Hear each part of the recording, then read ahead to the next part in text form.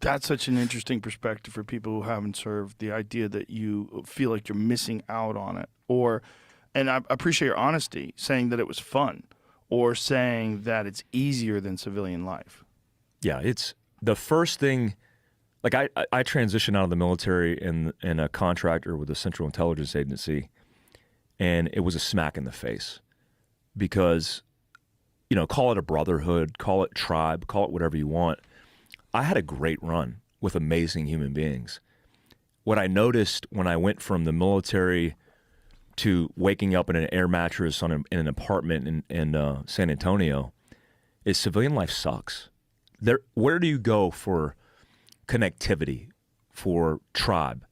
If you don't belong to a dojo, if you don't belong to a gym, if you don't go to a church, then you don't have that feeling of purpose and that feeling of community. So I went from a place where my family were the teammates that I served with and transitioned into civilian life where everybody's worried about their own game. They're very selfish. I mean, for the first time, likely in the history of our country, you don't know your neighbors.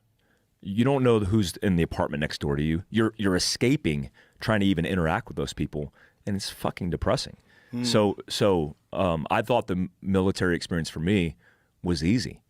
And a lot of guys who come back and have to deal with bills, relationships, all the shit that civilians deal with, that's hard. And that's the difficulty. It's not necessarily a traumatic experience in one moment in time that took place that is the PTSD. It's like getting kicked in the dick every day being a civilian when you didn't have to before because you have everything at your fingertips.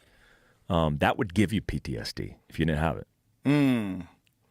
Have you ever read Sebastian Junger's book, Tribe? Great book. Yeah. Great sum up of the experience. I wish there was more context. Like he needs to put out more on it. But, he went out to Restrepo in Afghanistan and experienced that at a very high level. And then even in his own reflection, leaving that, he was like, man, I'm missing something.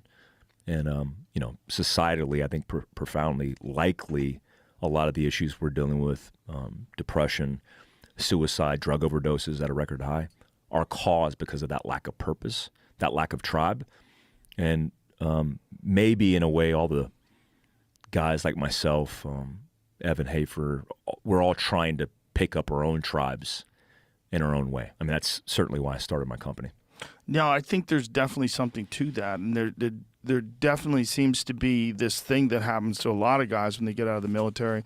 It happens to a lot of guys who do anything where you have a tight-knit group of people that are like-minded, that are trying to do the same thing. You see with fighters, too, where they retire from fighting and then they're not in the gym anymore. They're not training with guys anymore. They're not like, you're not traveling together all the time and supporting each other, and they lose themselves. And many of them start drinking. They get into drugs. They need something to try to either soothe themselves or give themselves some sort of a feeling, because the feelings that you have when you're training and fighting, I would imagine it's even far more extreme if you're in the military and then you're overseas and you're with these people and you have this intense bond, and then all of a sudden it goes away. Now you have none. Now you have no bond, and now you're doing a job that's not interesting at all.